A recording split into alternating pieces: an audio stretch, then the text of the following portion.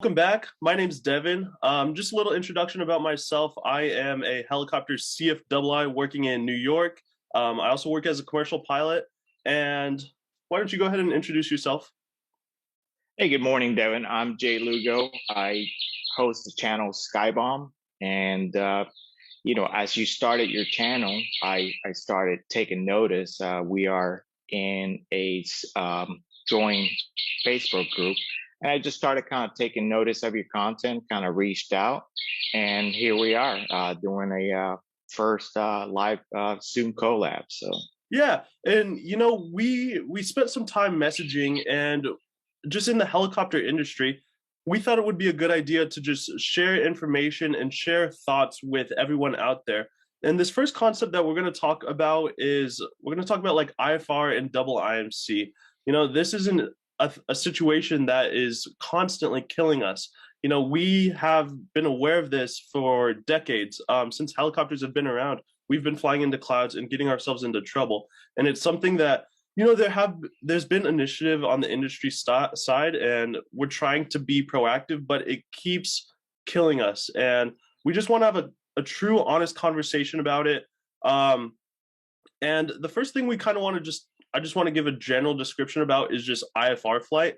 So standard, we've got two flying styles. We have VFR and IFR. VFR is visual flight rules when we're just kind of navigating, looking outside. And then when weather conditions deteriorate and we don't have that option, some helicopters do have the capability to fly into clouds using their instruments. And actually, IFR flight can be quite safe. However, the problem comes when we get into a situation called Inadvertent IMC, IIMC. And this is when you fly yourself from visual conditions into instrument meteorological conditions and you're not really expecting it, and you can lose disorientation really quick. The first, Jay's actually going to break down the first story about it, but IMC is really dangerous. I'll go ahead and let you lead into that. well, everybody's aware of the what's become the Kobe Bryant crash, but I've always, the S-76 that crashed January 26, 2020, had a very experienced pilot by the name of Spy. And I believe he kind of got sidelined on the whole thing because, unfortunately that day he made some bad decisions. But as pilots, we know that we are only one or two bad decisions away from getting ourselves in trouble.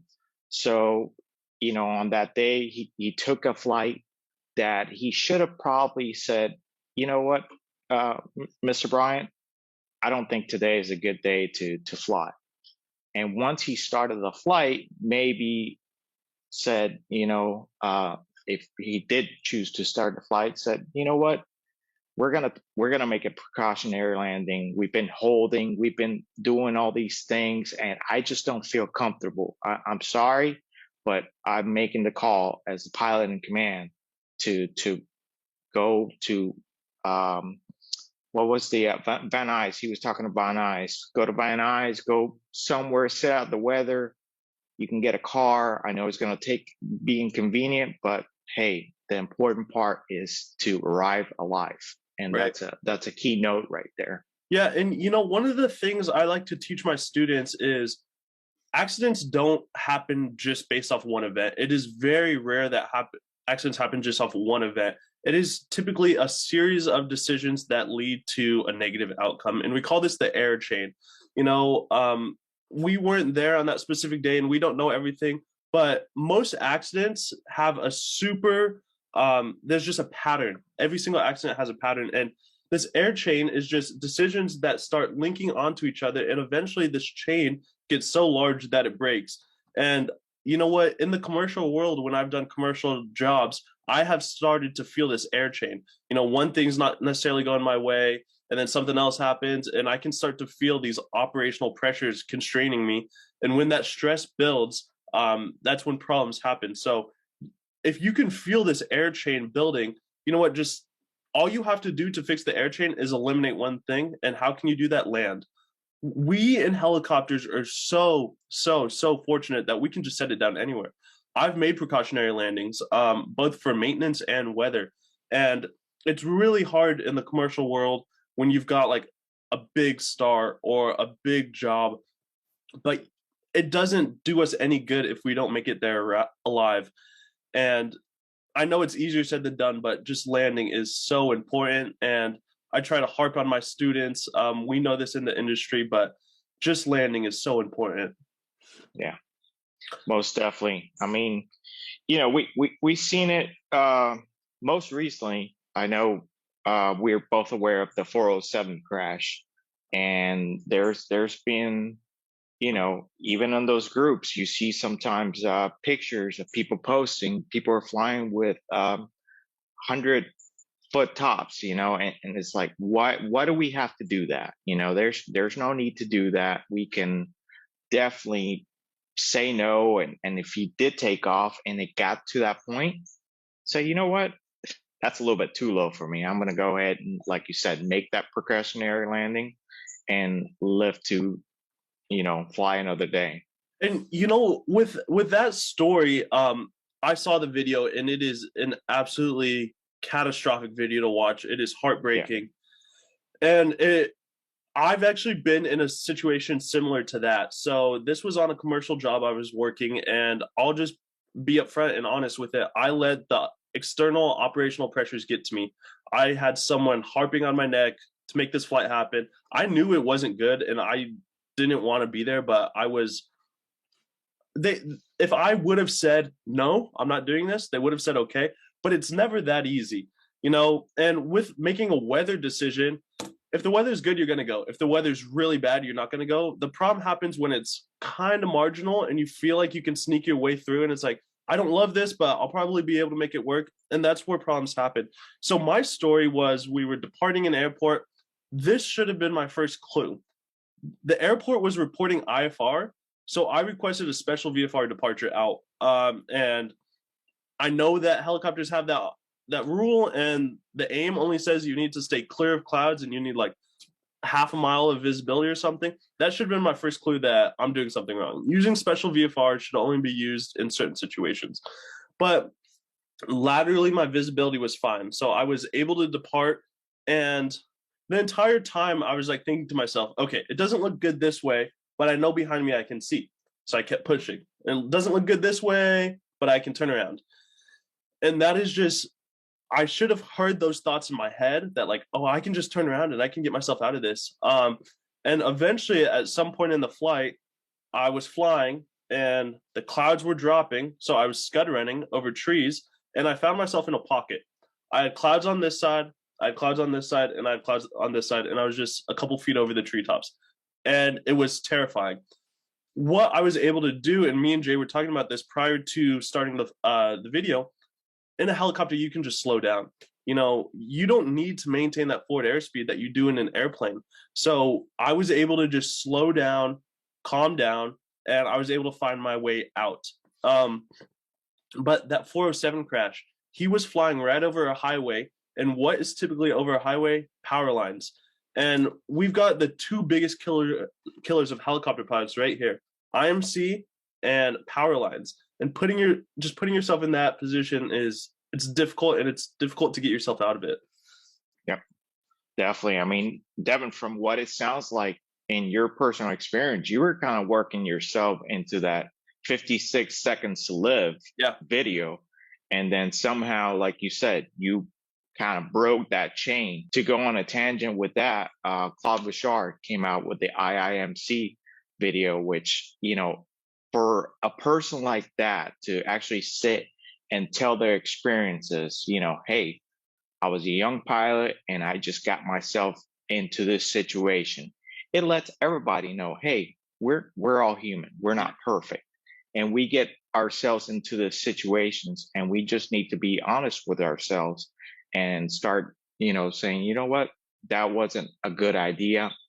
I'm going to take accountability, and I'm going to go ahead and put that out for the younger pilots to know, don't let these pressures get to you. I know that the operators are going to be breathing down your neck, weather, maintenance. We're aware of this. They're going to want to run their business because, hey, they got to make money. I understand this, but us as pilots and pilot in command, we have the responsibility to those passengers, to the operator, to the general public, to basically make the no go or no go decisions. Right.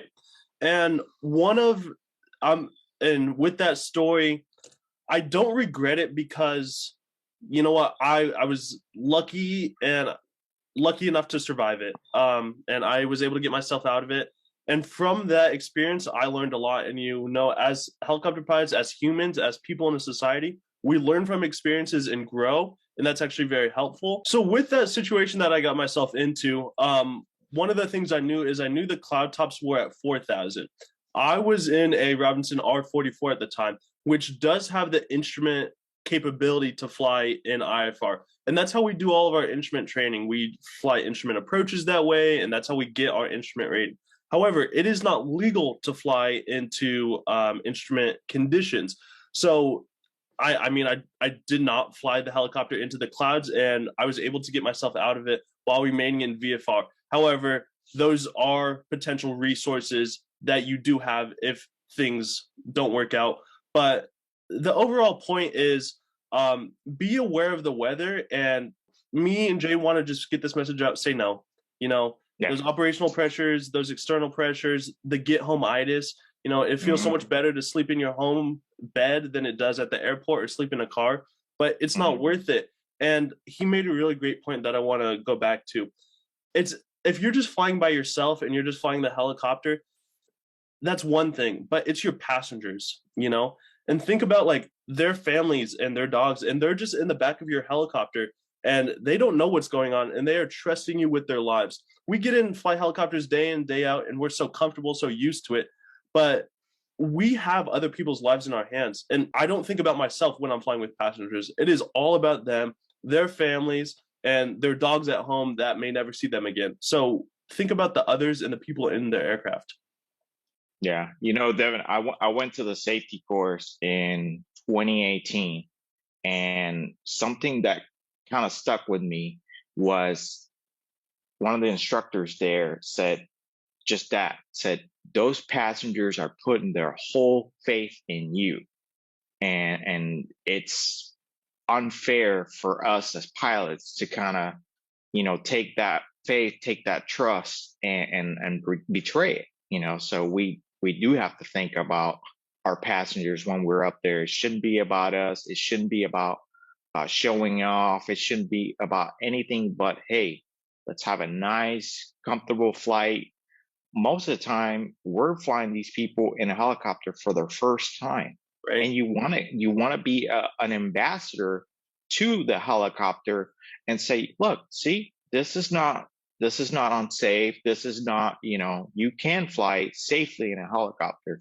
So we have the to me, it's like their responsibility to kind of show them an experience that they'll want to be like, you know what? Yeah, I've flown in a helicopter and I would do it again.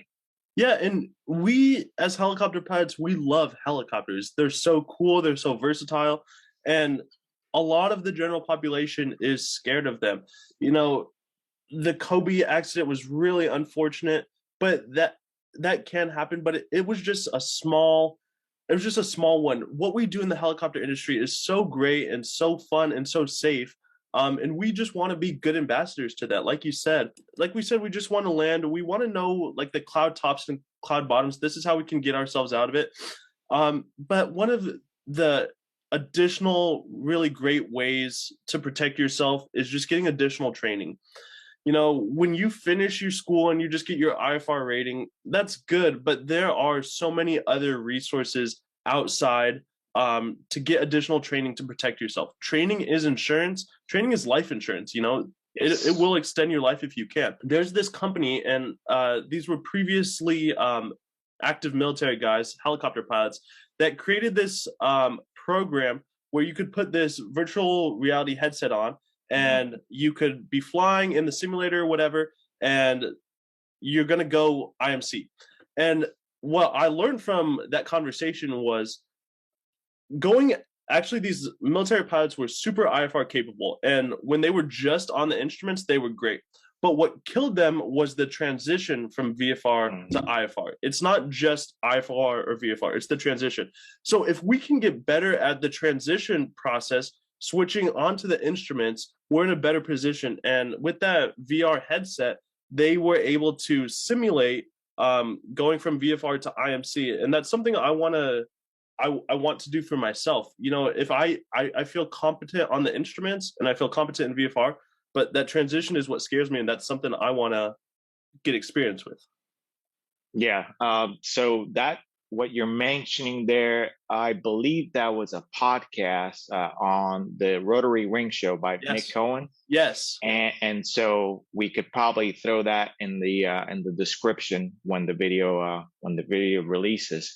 So yeah, I heard the same thing. It's that small transition that those few seconds that will definitely disorient you and kill you.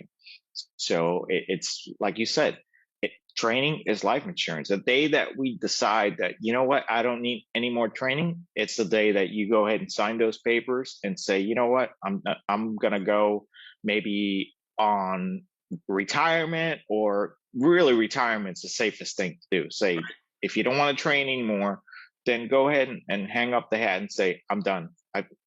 I'm done. I'm not doing it anymore. But every single day, we owe it to ourselves. And like I said, our customers, clients, what have you, to train, to stay competent, to look at the new technologies coming out. A lot of new technologies coming out now. We're not back to the days of steam gauges. We're full integrated glass cockpits, autopilots, all these things that are great. But guess what? If we don't know how to use them, you know, we're cheating ourselves. So, you know what, you're right. Training is the best way that we can protect ourselves. You know, like videos like 56 Seconds Live, which I mentioned earlier, which was put out by the U.S. Helicopter Safety Team. It's, you know, they're an awakening to us. Like, it happens every day. We're taking all these decisions, and you know, to watch a short video like that, you know, it should be impactful to all of us and say, you know what? No, we need to really slow down. Recently, I believe CW Lemoyne, who's got a very big channel, he took their course and he's coming with a different view with it. He comes, you know, if anybody's familiar with him, he's fighter pilot, fixed wing pilot. So the fixed wing pilots are very comfortable with this instrument flying because they can legally operate on their instruments. Whereas we get our instrument rating, we get our double I, and we might train a few students, but we don't have any, as far as, you know, the Robinsons, the experience is not there. We're not legally allowed to do it. So therefore the comfort level is very slim. Right. So it's one of those things where we need to get a little bit more comfortable. If we need to spend the extra money on the training to get that comfort level, the currency, you know, just because you went out and got the rating and you taught a few students 5-10 years ago under a stressful situation, it's not all going to come back. It might, but most likely it's not all going to come back. So we have to do the training to ensure that it is muscle memory and say, you know what? Okay, let's go ahead and make that quick transition. Let's climb. Let's, you know, do what we need to do to stay alive and you know, live to fly another day, really. Right. And you know what, that's actually an absolutely great point. And I mean, that's the exact situation for me. I've got my IFR rating and I'm a CFII, so I can teach instruments, and I feel very comfortable with the theory and how to actually fly approaches and holds. That is all fine, and teaching that is fine. But my problem comes with the comfortability in the clouds. I've had very minimal experiences with that. And, you know, one of the things that we could do, and something that you made me think of, Just go up with an airplane CFII on a bad weather day and make sure he's competent and rated, and just go spend some time in the clouds. Spend some time working on the GPS, spend some time talking to ATC, and actually get yourself into the clouds. And I think that's something that I would benefit severely from. We know how to work the instruments, but training in the Robinson helicopter, and honestly, most any helicopter platform that you do most of your training from is not going to be IFR rated. IFR capable, sure, but not actually able to fly in the clouds. Schweitzers, Cabris, any of these that we do most of our training in, we can't actually fly in the clouds. So that's something that we could just get more experience with. And if we don't have to panic, if we know what it's going to be like when everything goes white, and we can just lock in on the instruments, if we have that experience transitioning from VFR to IFR, and we don't have to freak out, and we know what to do, that's going to protect us. And that's something that, I'm going to look into, and I'm going to recommend for my students, just getting up into the clouds and being in the cockpit and seeing what the fixed wing guys are doing, because like you said, they're so comfortable with it. They do it all the time. And that's something that we need more on the helicopter side. Yeah, I'll tell you, Devin, when I first went to pursue my IFR helicopter rating, I actually did a few flights. And like you said, that, not bad weather days, but they were IFR days, Right. So I was actually able to log a few hours, get into those clouds, and just see how, oh, wow, this is very disorienting. The foggles, they can only go so far, but Right. when you're totally whited out and you can't see anything but that panel, then you're really like, oh wow, this is a lot, Right. and you really have to be in there. Your body's gonna lie to you.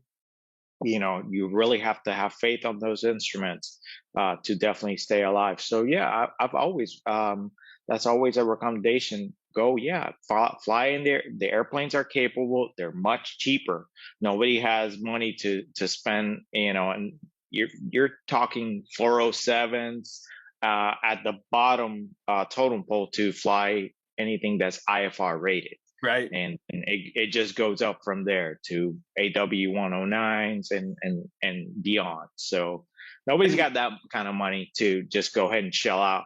But I know people got money if they have their private and in airplanes, they could potentially go and say, you know what, I'm gonna go and get an instrument flight with one of these guys real quick, and we'll fly on a cloudy day, get into the clouds, and nothing crazy, but just know that feeling of, okay, wow, and I'm in the cloud, and this is how it feels like. It's going to bounce you around, it's going to move you around. You really have to just sit there and look at those instruments and stay focused.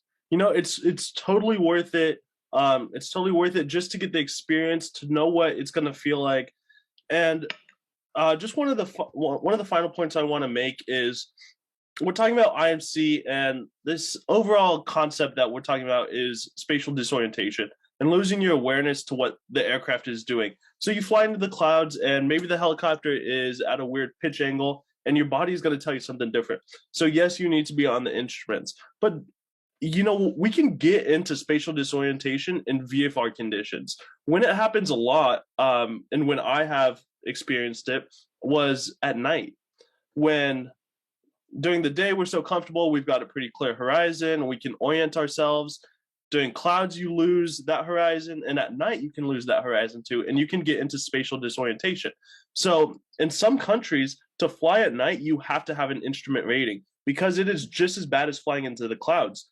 You don't, and there's all kinds of night things that can happen: CFIT, flying in controlled flight into terrain, just losing orientation of the aircraft. So additional training, we're talking about additional training for double IMC, but this additional training is going to protect you during day VFR and night VFR. All of these situations when we can lose spatial awareness, it's great to have that additional training and to be comfortable with the instrumentation.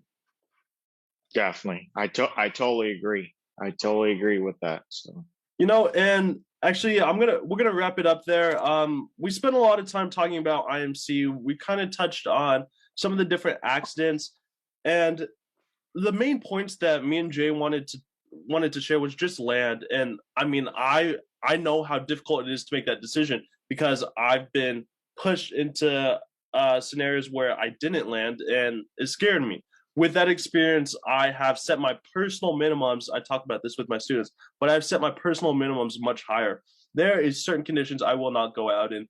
Um, and there's this kind of dangerous thought to have in the industry that the industry shares is if you don't do it, someone else will. You know, if your job is to go and make this flight happen, if you don't do it, we'll get rid of you and find someone else. Well, okay, find someone else. And that situation that I got myself into really made me value my life and realize that what we're doing is not worth it. The passengers' lives are not worth it.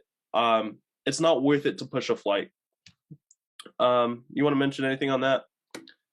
No, I mean we're kind of it becomes a circle thing, right? As far as no, the decisions need to be up to us. That's why they give us the pilot in command title. So basically, if we say no, then that's it. I mean, yes, they do have the right to find another pilot, but when it comes down to it, as an industry professional, you're telling them, look, this is unsafe.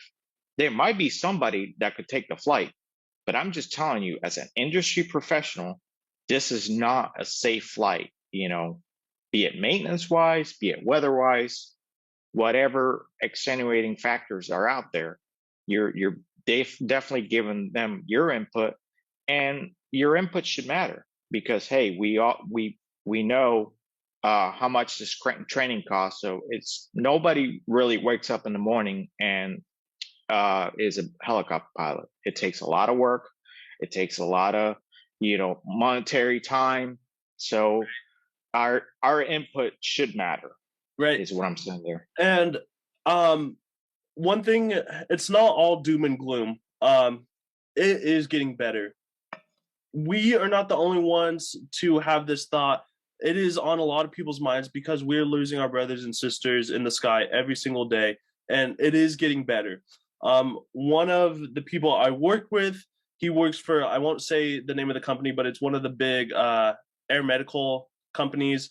And, you know, they have they have a system in place where if anyone on the helicopter does not feel comfortable with the weather conditions, any one person can cancel the flight. And that's good in theory, and I think it probably does work. That can also lead to, you don't want to be the one person to cancel a flight and just you're the one that's saying, I don't feel comfortable. But I think it's good. And I think the fact that we can get this conversation out to people on people's minds, make them aware of the potential training we can do to make this more safe. I think it's not all doom and gloom, and I think it's getting better, but it's something we need to keep putting pressure on the system, keep working through solutions, and find a way to totally eliminate double IMC crashes if we can. Definitely, Devin. I think you hit the nail right in the head. That's just a perfect point to close on. So yeah, as time goes by, all we can do is just keep reminding people, hey, be safe, live to fly another day. And you know, I came from the fire department. We had the same. Everybody goes home. So right. That's pretty much it. And you know what? We'll wrap it up right there. Jay, I want to thank you so much for joining us. If you've stuck around this long in the video, be sure to give me a like. This one's like and a subscribe. This one's going up on my channel. Me and Jay are going to do more of these. We'll put some up on his channel. I will leave a link to his channel in the description below. Go check it out. He posts content multiple times a day, and it's really cool, good helicopter content. So if you like that, go check out his channel. And thank you guys for listening. We'll see you on the next one.